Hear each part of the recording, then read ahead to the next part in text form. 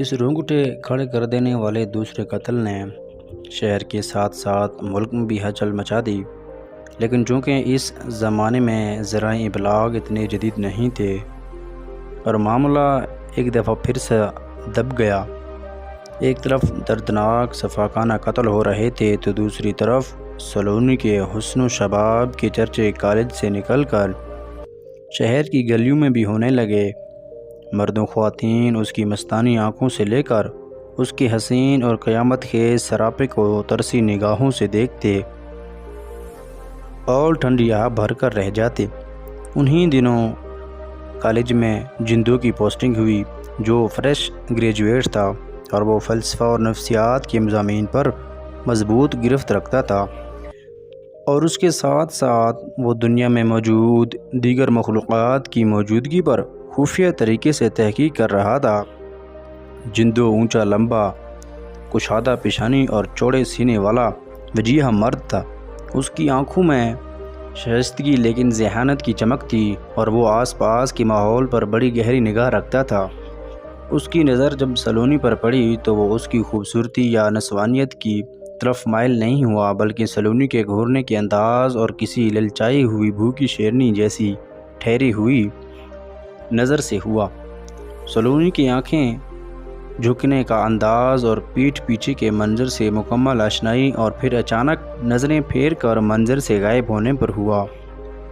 اسی لمحے جندو کے دماغ میں سلونی کو لے کر غیر انسانی ہونے کا خیال آیا، اور اگلے ہی لمحے سلونی جھونکی اور منظر سے غائب ہو گئی۔ یہ بالکل ایسا ہی تھا جیسے سلونی نے جندو کا دماغ پڑھ لیا ہو، لیکن سلونی کی آنکھوں میں جندو کے لیے ہوس اور دل میں بھری ہوئی شہوت جندو کو اس کی پہلی والی سوچ کی نفی کرنے پر مجبور کر رہی تھی۔ جندو اب سلونی کی تلاش میں رہتا، لیکن کافی دن گزر جانے کے بعد سلونی اسے دوبارہ نظر نہ آئی، جیسے کہیں روپوش ہو گئی ہو۔ یہ بات اب دوبارہ جندو کے شک کو تقویت دینے لگی کہ سلونی کی حقیقت کچھ اور ہی ہے۔ جندو نے اس پر منصوبہ بندی کی اور سلونی کے بارے میں سوچنا بند کر دیا اور اپنی سوچ کو چھپا کر رکھنے کی مشق شروع کر دی۔ 2-4 دن میں ہی وہ اس میں کامیاب ہو گیا، اور اب وہ آنکھوں میں کچھ اور سوچتے ہوئے لاشعوری میں سلونی کو ہی ڈھونڈتا رہتا، جس کا فائدہ یہ ہوا کہ سلونی اسے پھر نظر آ گئی، اور اس دفعہ ذرا فاصلے پر کھڑی ہو بہو وہی ہوس و شہوت سے لباب نظروں سے جندو کو گھور رہی تھی۔ جندو کمال مہارت سے اس کی آنکھوں میں دیکھے بغیر اس کا مشاہدہ کرتے ہوئے منہ دھیان گزر گیا، لیکن لاشعور میں وہ سلونی کی حرکات پر مسلسل نظر رکھے ہوئے تھا۔ اسی دوران اس کو رشمی کا پتہ چلا،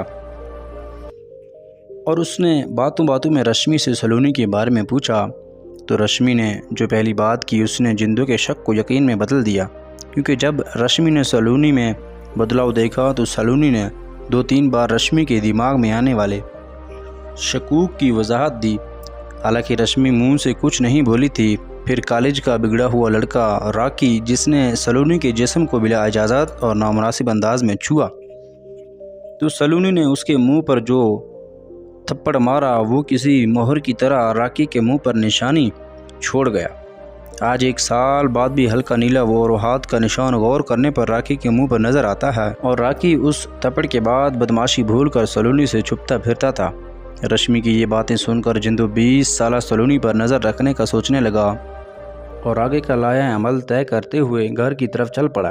اب شہر میں ایک اور طرح کے واقعات ہونے لگے۔ ہر 1-2 ہفتے بعد ایک ہی رات 4-5 وجیح اور ہینڈسم مرد ہوٹل کے کمروں، فارم ہاؤسز یا ویران جگہوں سے بے ہوش اور برہنہ حالت میں ملنے لگے۔ ان کے جسم پر انسانی دانتوں اور ناخنوں کے بڑے بڑے واضح اور گہرے نشانات ہوتے تھے۔ ہوش میں آنے پر وہ اس قدر خوف زدہ ہوتے کہ کئی دنوں تک بات کرنے یا خود پر بیتی سنانے کے قابل نہیں رہتے تھے، اور اکثر کے نفس زخمی ہوتے یا ان کے اندر سے خون رس رہا ہوتا تھا، جیسے ان کے ساتھ اس وقت تک جنسی فعل کیا گیا ہو جب تک ان کی حالت غیر نہ ہو جائے۔ نارمل ہونے کے بعد سب ایک ہی بات بتاتے کہ نقاب پوش خوبرو حسینہ ان کو ورگلا کر ساتھ لے گئی، اور پھر وہ بار بار ان کے بے ہوش ہونے تک ان کو استعمال کرتی اور ٹیشو پیپر کی طرح پھینک جاتی۔ ان واقعات کا سلسلہ جاری تھا کہ شہر کے سب سے بڑے سنار اور اس کے 2 کاروباری شراکت داروں کی اسی وحشی طریقے سے کی گئی موت، اور پھر کمبل نما لاشیں ان کے فارم ہاؤس سے برآمد ہوئی۔